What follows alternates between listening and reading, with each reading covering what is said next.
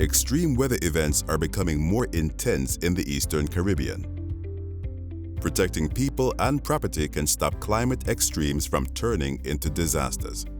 The good news is that there is much more that Eastern Caribbean nations can do to prepare before extreme weather events. Eastern Caribbean governments and regional institutions are already reducing disaster risk and investing in making infrastructure and societies more resilient. But some climate risks will always remain. Governments can plan ahead, so when extreme weather is forecast, plans are ready to go. This is how it works in practice. New types of impact-based forecasts can tell us what kind of weather to expect and also how people and places will be affected. These forecasts can provide information 2 or 3 days before the storm hits, further ahead in the case of heavy rainfall, heat, and drought. If the forecast shows that a predetermined threshold has been reached and a disaster is imminent, then decision makers trigger early action to target help exactly where it will be needed. For example, early action could involve keeping the public and business well informed, pre-positioning emergency supplies in places most likely to be affected, paying contractors to check and clear drains, distributing water, food, and equipment, and evacuating people from dangerous areas. In the case of droughts, information is available in time so that governments can extend social assistance programs and also support farmers to protect their animals and crops in advance.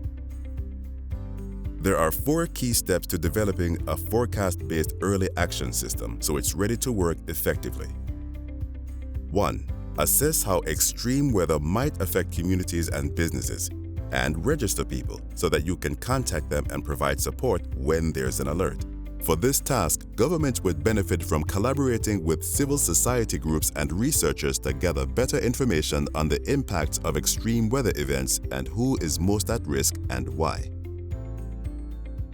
Decide the trigger points for early action based on temperatures, rainfall, storm surge or wind speeds, and the impacts that these hazards are expected to have on people, property, crops, and infrastructure. 2. Get detailed early action plans ready, which involve actions to reduce impacts and respond more quickly when there's a severe weather alert. 3. Stockpile and position supplies and equipment so they can be distributed quickly to emergency workers. Make agreements with contractors to release supplies when they are needed. Verify the list of people at risk and their bank details so they can receive emergency cash to take early action at home. 4. Line up funds for quick release to contractors and people at risk when the trigger is reached. Financing mechanisms are really key. National governments should hold reserve funds that can be released before small-scale emergencies.